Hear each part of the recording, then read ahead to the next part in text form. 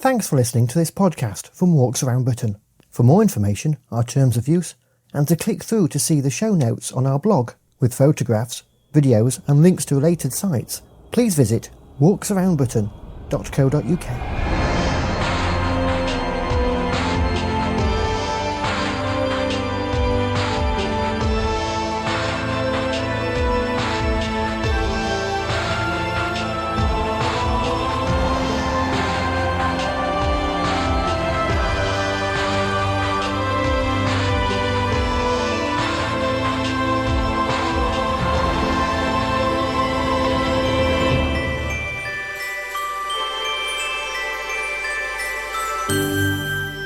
Hello, I'm Andrew White and welcome to the 12th edition of the Walks Around Britain podcast. Well, it's nearly Christmas, and if you're like me and are having serious problems thinking about what to get some of your walking and outdoor friends, then this special edition of the podcast is for you. Our team of crack researchers have found some fantastic ideas for potential presents, and there's possibly the inspiration you're looking for in the next 25 minutes or so. Right, so let's start with a perfect gift for one of those people who has dozens of walking books and all the right walking gear. How about a navigation course to give them more insight into negotiating the outdoors better? And Jane Livingstone from Mountain House Holidays is here to tell us about their courses. Jane, welcome to the podcast and tell us more about Mountain House. Mountain House is a small company run by husband and wife couple who are both international mountain leaders. We've been running a company about 8 years now, and we've really evolved from doing some occasional walking overseas to now offering a wide range of overseas trips and guided walking and navigation courses in the UK. So the navigation courses would be a great gift idea for outdoor people. That's right. We've often had people book courses as birthday or Christmas gifts, and they're great. They're not too expensive. You can go online, choose the course you think is going to be best for your friend or family member, and then pay via PayPal, and we'll send you a gift card. Where are the courses based and how often are they? We've got something pretty much every month, apart from the high summer months. They're based in Centre of the Peak District. We have our introductory courses based in our village of Fulo, and we use the Fulo Village Hall, which is a really good local resource, and we have a couple of hours there in the morning and then go out for the rest of the day on a good walk. And then the intermediate and advanced courses are based in the High Peak. We start off near Edale and get up onto Kinder and occasionally Bleaklow or Brownknoll and put people through their paces there. Kinder and Bleaklow are great places to test those newfound skills, aren't they? Absolutely, yeah. They're just the places. I always say that if you can navigate over Kinder or Bleaklow, you can navigate anywhere. We were out on Sunday with 3 folks who got up onto Brownknoll in thick mist, managed to find their way through the mire to find some odd places, and then we went over onto Kinder and did something similar on Kinder, and we had a really good day out. And it's those sorts of places which really need good navigation skills. Absolutely. Rather than relying on GPS units or app-based mapping. Yes, absolutely, and I think that's where you really need to have some skill. I mean, GPS is great, but you need to really know how to use it, and very often the battery will run out or you lose signal and then you're lost if you're relying just on that. Whereas your compass doesn't die on you and your maps are always accurate. So definitely skills to have. So what sort of things do you do in the courses then? So our introductory course, say we start inside, we have a couple of hours where we look at maps, just give people a very basic overview of what a map is and what scales are and what contours are and what the map's telling you. And then we move on to the compass and we teach people how to use the compass. And then we put together a basic route card, which we then take outside, and we walk through the fields beyond Fulo, and we do some pacing and some timing, and then we put the compass skills to the test, and then we get people lost, or as we say, misplaced, and then show them how to actually find where they are using the map and the compass. And then we go finish the day sort of putting all those things into practice. So how can we find more information? So our website about navigation courses is peaknavigationcourses.co.uk. That's a good way of contacting us. Jane, thanks for coming on our podcast. You're welcome. Nice to talk to you. And there are links to all the ideas we're featuring on this special podcast on our blog, which you can get to by clicking through from our homepage or by going to blog.walksaroundbritain.co.uk. Now, camping specialists Outwell wouldn't be at the top of my list at first for great gift ideas at Christmas, but Clive Garrett from Outwell begs to disagree. But Clive, it's all summer stuff, isn't it? No, this is the perfect time of year to go out and nab yourself a bargain, so it's absolutely spot on for Christmas shopping. And the one thing being is, of course, is that everyone's been out camping this year, and it highlights what gear they're short of, so the Christmas present list gets a bit long. So what can you help us with then? Well, over at Outwell, we've got absolutely everything that an enthusiastic camper requires. Everything from tents through to the simplest of accessories. But of course, not everyone can go out and afford to buy someone a tent. We have to look at the nice little presents. And we've got an absolute wealth there for people. I'm particularly interested in the wind-up radios. They look fantastic. Yeah, most definitely. One of the things in recent years as people become eco-conscious is having a look at various bits and pieces of kit which can be recharged via solar, wind-up or plugging into the car. And we've got a couple of radios. One of the most popular is called the On-Air Digital Radio, but it's a nice little rugged item that picks up everything you want on FM and AM. And that's really good to get out walking and camping with, especially if you're going lightweight camping, to go on some trails perhaps, where you might be stopping at campsites without electric hookup. Most definitely. I mean, one of the things when I'm out lightweight camping, I tend to use very basic campsites and actually have something on site where you turn it on in the morning and get the weather forecast and one thing and another, so you know that you're not going to get rained on when you hit the hill. It's absolutely spot on. So I suppose cool boxes would be a great gift idea too. They are, and it is one of the most popular presents out there. But the reason being is not only do you use it to keep your drinks cool and your food fresh when on a campsite, but it's one of these things that you can use as a multitude of uses. I keep one in the car, so when I go shopping, I've always got something to keep the frozen stuff in when I come back to the house. And of course, when you defrost the freezer or clean the fridge, you've got somewhere to keep the food fresh and cool as you do that. So I'm a great one that if you're going to invest in camping gear, you want to maximise your investment. So you know, if you can use it in a multitude of situations, that's the best, I think. And it makes a very, very popular present as the cool box. And there's a range of sizes on offer. Yeah, we do different sizes. We do cool boxes which work off electricity, so Petso quartz, thermoelectric cool boxes. We do the ones which work off ice packs. So again, you know, if you're out in the field and you haven't got a power source, then you can just get most farms, most campsites will freeze a cool bag for you to put in your cool box. And another good item to have is the Pack and Go wash bag. I think that's quite a good item to help you keep refreshed. That makes a fantastic present. It's been a very, very popular this year, and it will take everything you require to keep yourself nice and fresh and looking good. And it's just one of these items which people don't think about how useful they are until they're actually out camping. Clive, thanks for coming on the podcast. No problem, mate. It's been a pleasure. Now, giving socks, gloves and hats at Christmas is a bit of a tradition, so if you are going to go down this route, how about making them merino? Amanda Douglas McCaig is from the Experts Chocolate Fish Merino. How are you today, Amanda? Oh, not so bad, up to my ears in possum. That sounds like a bit of a normal day for you, isn't it? Well, it is really. Perhaps not for other people, but for you that's normal. No, but it works. So, gifts for outdoor and walking people. Yep. What can you suggest? Our possum merino stuff is great for that because it works for both the outdoors and pretty well everywhere else. The company who makes it for us are brilliant, and they do our great double beanie and thermal gloves and what have you, which make good gifts. But they do all sorts of other beautiful stuff, which isn't strictly hardcore outdoor. Mm-hmm. So we have a little sister site called Chocolate Possum. Right. And we've put all our gifty stuff, apart from the hardcore outdoor, on there. But we've got scarves, we've got caps, we've got beanies, we've got sets, we've got fingerless mitts, we've got more expensive sort of wraps, sweaters. So there's everything from a few pounds to a lot. Okay. And even one or two things in our bargain basements when we've got down to the odd colour or the odd size. We put them in our Chocky Fish bargain basement. So there's, always worth looking there. So a good look through there would be a good idea. Yeah, and we do Jockey Possum socks, Jockey Possum gloves, and these are all New Zealand made. Oh, they're gorgeous. I mean, I tend to live in them.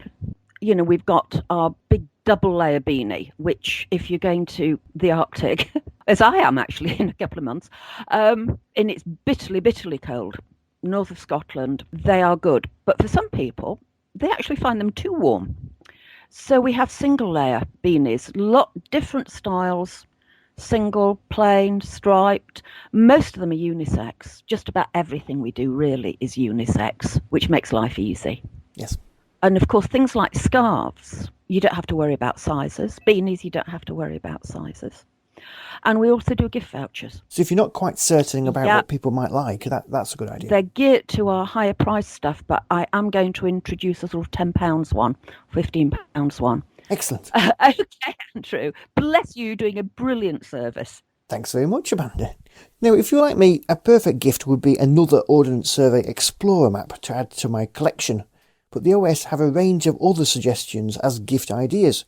So to tell us more is Melanie Osborne from the Ordnance Survey. Melanie, what have you guys got to offer? Well, this Christmas there are a whole range of things that we have on offer for Christmas presents, and probably our favourite at the moment is the custom-made map.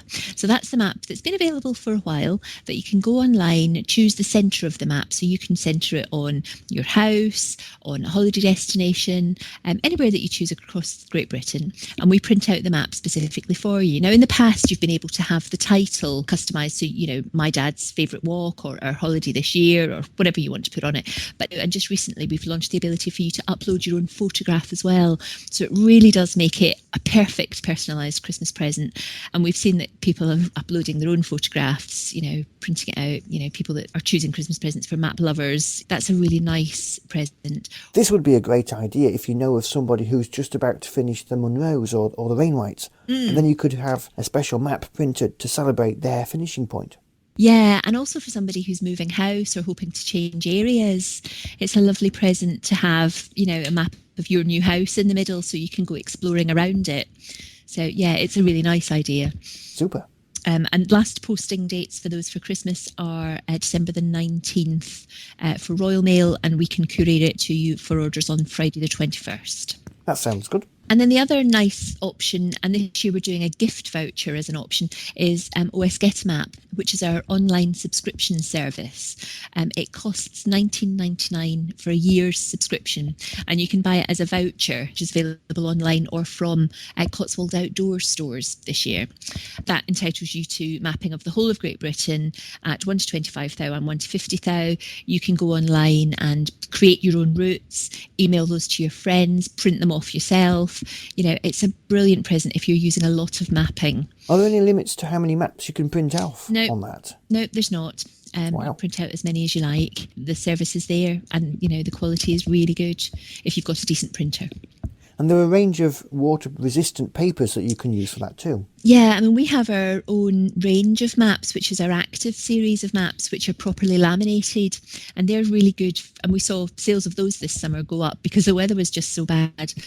So they're waterproof maps. In effect, they come laminated. Those active maps are going to be popular this winter too, with all this snowy weather that we promised. Yes, absolutely. And we have tested them. We've stood in puddles and jumped in them to see just how waterproof they are, and they're really pretty impressive. Well, I've got a 3-year-old daughter who would do that for you if you need any more testers. She'd happily stand on them in muddy puddles. That's fantastic. We should get her on our tester. Melanie, thanks for coming on our podcast. Not at all. Thank you. Treasure trails are great gifts for friends that you know with young families, and to tell us more about them is Jane Harvey from Treasure Trails in North Yorkshire. They're self-guided walks, but as you go round, you're also exploring and solving a mystery at the same time. So you have to solve clues in order to solve either a murder mystery or a spy mission or a treasure hunt. And they're all around the UK, aren't they? Yes, they are. I actually run the North Yorkshire area with my partner, but they are UK-wide, and there's over 1,000 available, so there's bound to be one near you. How do you buy them? Hey, they're available online. What you buy is a booklet which has all the instructions you need, all the clues and all the directions. And so online you can go to a website, it's treasuretrails.co.uk, and then you can choose your region from the map, find a trail that you're interested in, and then you can buy that online for $5.99. What's your favourite one from your area? Oh, well, we like all the ones in our area because we write them ourselves, so it's quite hard to choose. But it's, to be honest, it's always the most recent one because I think we make them better as we go along. So the last one we've written is a murder mystery in Grassington. So you get to explore. That sounds interesting. Yeah, and so that's my favourite one at the moment. But the next one will be favourite as well. So a lot of work goes into each one. It's quite in depth. Yeah, and we are very proud of the trails as well, in that we do take a long time with the route and make sure all the clues are challenging, not too easy, but always solvable. That's good. And they're perfect for families, aren't they? Yeah, they're ideal for all ages, and children that can read can really get to participate, but they'll need some adult help because some of the clues, we've put some challenging ones in there for the adults as well. It's a great way to get children outdoors, isn't it? Yeah, because you're outdoors. The walking trails, they're all about 2 miles, which is great because younger children don't realise that they're having a 2-mile walk because you're stopping and having fun at the same time. And That's then, great. Yeah, families get to work together as well, which is really good to help each other out. Brilliant. Jane, thanks for coming on our podcast. Okay, that's great. Books always make a great Christmas gift, and we've got 3 we could recommend. The first is written by a good friend of Walks Around Britain and a voice you'll know if you're a regular listener to this podcast, Tanya Oliver. And Tanya joins me now from our radio car, which is parked just outside the Wainwright pub in the Lake District. Hello, Tanya. Tell us about your journey in the book. It's my experiences of how I found fell walking. I'm not an adrenaline junkie. I'm not a rock climber. I'm not a thrill seeker, but I do love climbing mountains, and it's all the real side of climbing them and how it actually feels. You get your hair stuck in your lip balm, and yes, the waterproof trousers are very rarely actually waterproof, and it really chucks it down, and they're certainly not glamorous to put on and off, but it's just basically how I've enjoyed finding and discovering the Lake District, and how I think that it's a really great place for other people who don't necessarily see themselves as outdoors people to come and enjoy it, really. Where would your favourite area of the lakes be? I think it's probably got to be Wasdale. My favourite mountain is Yew Barrow, and I made a life-changing decision on the top of that mountain, and I cover that in the book. And Wastwater is my favourite lake. I've got very happy childhood memories from that, when sitting in the river that feeds Wastwater, in my little swimming costume and with a little ruffle around it, and I'm feeling very proud of myself because the water was so cold, and seeing my brother row across to the other side to the Screes, and just sitting there with my family. So it's got a lot of happy memories, and it's a place that for me is just one of the most beautiful places I've ever seen in the world. It's sad that the Western Lakes is less well known than the Central area, that they are a little bit more difficult to get to, but they're a fantastic area. They are more difficult to get to, and certainly the fells around Ennerdale Water and Wastwater are probably less frequented, with the obvious exception of Scarfell Pike and Scarfell. But in a way that makes them that much nicer in some ways. I mean, I'm perfectly happy walking in company, and I love seeing other people enjoying the mountains. But if you want a bit more solitude, then yes, some of those ones there are where you'd go to. It's possible to get solitude in the lakes. Definitely, and in the northern fells in particular, some of those ones the other side of Skiddaw, they're very unfrequented. So I've been there and I've walked 5 fells and haven't seen a single soul all day. Or you can go to the Langdale Pikes or Catbells and see, dozens of people. So it's something for everybody, really. Tell us how we can find out more about the book. You can buy the book on Amazon or through stridingedge.com, which is Eric Robson's website. And Eric has done a fabulous quote for the back of the book, which absolutely captures what the book's about. Or you can go onto my website, which is heelwalker1.blogspot.co.uk. Thanks, Tanya. Now moving south from the lakes to the Mendip Hills area of outstanding natural beauty, which has published a book about 8 wild walks through the area. And Andy Malander is the Project Development Officer for the AONB and knows all about it. Andy? Well, the 8 Wild Walks book was published to give people a selection of walking routes covering the whole of the AONB, and with opportunities to find out more about the wildlife to be found across the area.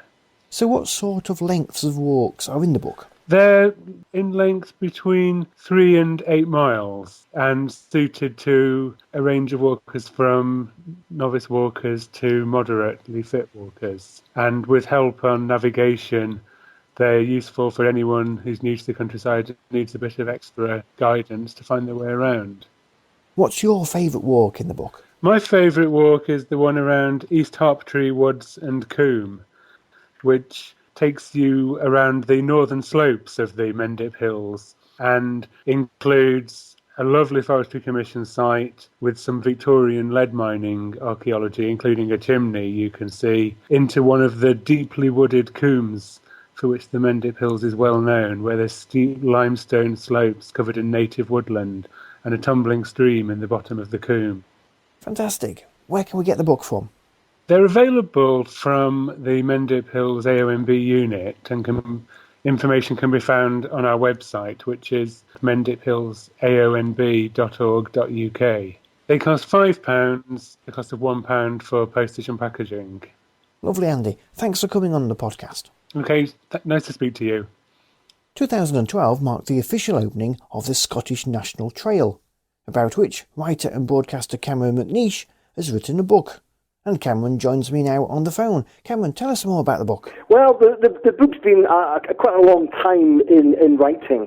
It really is the trail guide, if you like, but written in narrative form to the recently opened 470-mile Scottish National Trail, which runs from Kirkyetim and the Borders to Cape Wrath, the most northwesterly tip of the British mainland. It's a kind of book that's, I hope for many people, it can be used as a source of inspiration to go and either walk this route in its entirety or maybe even break it down into more bite-sized chunks.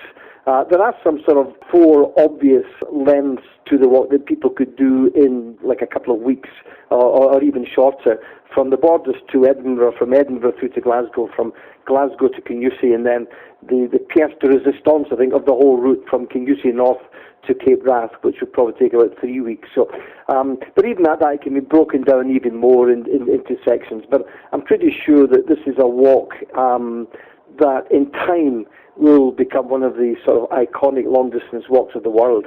It really has that epic feel to it, doesn't it? Especially along several parts of it. Yes, it does. And the wonderful thing about it, Andrew, is it passes through such a variety of landscape, from the rolling hills of the Borders to the very rough, wild areas of the northwest of Scotland. So there's tremendous variety, tremendous diversity in landscape, and some surprises too. And I was so surprised at the number of wild places that I actually found in the Scottish Borders between Kirkyetim and Edinburgh, and also very surprised at the quality and the pleasure of walking along Scotland's canals between Glasgow and Edinburgh, where you walk along the Forth and Clyde Canal and the Union Canal, and then further north from Fort Augustus to Glengarry you follow the old Telford-built Caledonian Canal.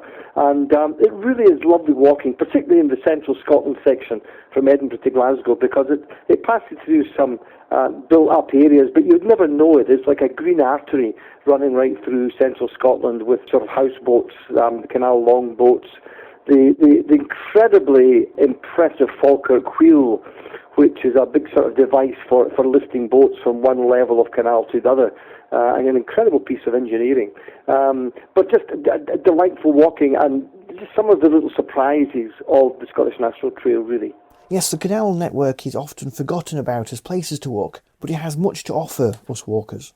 Very much so, and these canals are looked after so well by Scottish Waterways, part of British Waterways, and they're really, it's just quite amazing walking through this section of about 50 miles or so, and we didn't see any litter, we didn't see any graffiti, and yet so close to big sort of urban areas. It was an absolute delight. We saw kingfishers, we saw all sorts of wildlife, lots of herons. So yeah, I think a green artery through central Scotland is a very good way to describe it. Of course, if you wanted to, you could even begin south of the border and start from Edale, couldn't you? Well, you can. The reason we chose Kirkyetim as the start to this walk is because it was the finish point of the Pennine Way, of course. It starts from Edale in the Peak District, as you so rightly say. So if people really wanted to, they could start down there, do the Pennine Way, pick up the Scottish National Trail at Kirkyetim and head all the way north to Cape Wrath. And we kind of hope that the book, the route itself could well be useful for people walking from Land's End to John O'Groats. It's got. I mean, I should say that what we have done in this particular route is not devise a completely new route from end to end, but we have followed a lot of the existing trails that are there already. And where there aren't existing trails, then we've linked up rights of ways and core path networks to make it one long, continuous route. So how can people find out more about the book? Well, you can find out the book by going to our website, which is at mountain-media.co.uk. They'll certainly find details of the book there, and they can buy it from the website, or indeed they can buy it from Amazon or Waterstones. The book's called Scotland End to End, and it really is the story of the Scottish National Trail. Cameron, thanks for coming on the podcast. My pleasure. Well, I hope that's given you a few last-minute Christmas gift ideas. And if they are too late and you've done all your Christmas shopping, then perhaps you could have one of them for yourself.